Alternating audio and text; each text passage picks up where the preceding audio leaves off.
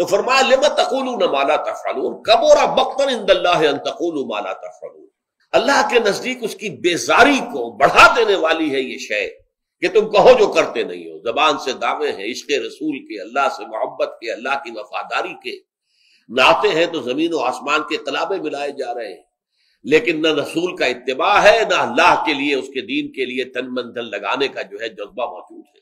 اس کے بعد آخری بات بتا دی، ہم سے محبت ہے، ان اللہ یحب الذین یقاتلون فی سبیلہ صفا کانہم بنیان مرصوص۔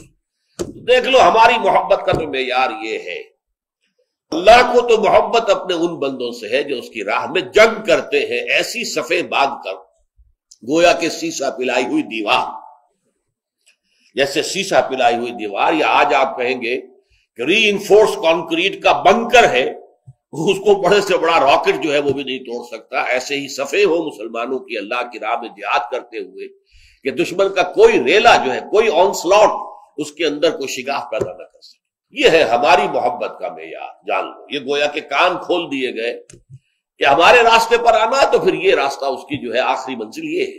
اسی کو کہا ہے حضور نے حدیث میں حفت الجنت بالمکارہ، یہ جان لو کہ جنت جو ہے اس کو گھیر دیا گیا ہے بڑی ناخوشگوار چیزوں سے۔ جنت ہے، ایک باغ ہے، اس کے گردا گرد جو کچھ ہے وہ بڑا خوفناک جنگل ہے، اس میں درندے بھی ہیں، اس میں سانپ بھی ہیں، اس میں یہ بھی ہیں، اس میں گڑھے بھی ہیں، اس میں ہر طرح کے خطرات ہیں۔ جنت تک پہنچنے کے لیے ان مکارہ سے گزرنا پڑے گا۔ وَلَنَبْلُوَنَّكُمْ بِشَيْءٍ مِّنَ الْخَوْفِ وَالْجُوعِ وَنَقْصٍ مِّنَ الْأَمْوَالِ وَالْأَنفُسِ وَالثَّمَرَاتِ۔ تو جنت جو ہے وہ ٹھنڈے ٹھنڈے اور بڑے نرم بستروں پر سو کر جنت حاصل نہیں ہوتی۔ جنت کے لیے مکارہ وہ شے کہ جو بہت گراں گزرے انسان پر، جنت گھیرے ہوئے ہے، اس میں سے گزرو گے تو جنت تک پہنچو گے۔ کسی شاعر نے بڑا عمدہ انداز اختیار کیا ہے، انہی پتھروں پہ چل کر اگر آ سکو تو آؤ، میرے گھر کے راستے میں کوئی کہکشاں نہیں ہے۔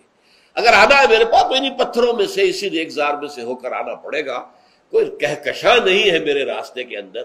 تو اسی طریقے سے اگر اللہ کو چاہتے ہو تو اللہ تعالیٰ کی محبوبیت کا مقام تو یہ ہے، ان اللہ یحب الذین یقاتلون فی سبیلہ صفا کانہم بنیان مرصوص۔